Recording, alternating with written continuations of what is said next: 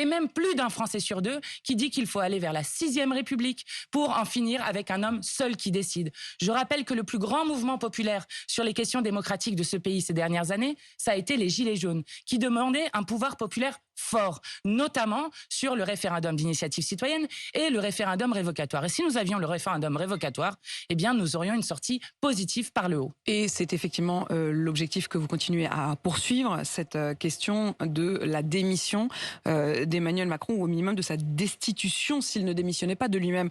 Mathilde Panot, je sais que les écologistes ont hésité jusqu'à la dernière minute. Ils ont fini par prendre la décision au milieu de la nuit de se rendre tout à l'heure à ce rendez-vous proposé par François Bayrou. Les communistes et les socialistes y seront également.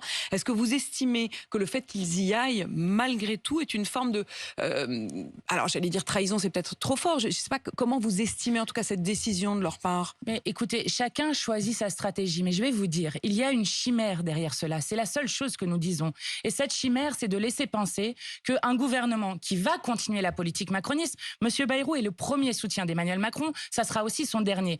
Donc qui veut continuer cette politique macroniste et qui ne fait faire aucun compromis. Vous savez qu'avec le nouveau Front populaire... Mais qui fait aucun compromis? Les macronistes. Enfin, nous avons gagné. Je vais vous dire. Vous venez de nous le dire, c'est tout ou rien.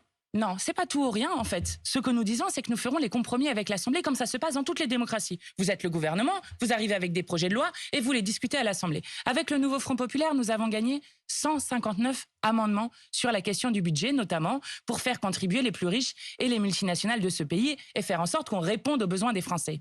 Tous ces amendements ont été jetés à la poubelle avec le 49.3 qui est une violence démocratique. Donc ceux qui ne sont pas capables de compromis et de comprendre le résultat des urnes s'appellent les macronistes et notamment Emmanuel Macron. On va revenir dans un instant, Mathilde Panot, sur ce que vous demandez sur la question du 49.3, sur la censure que vous allez donc déposer, vous nous l'annoncez ce matin.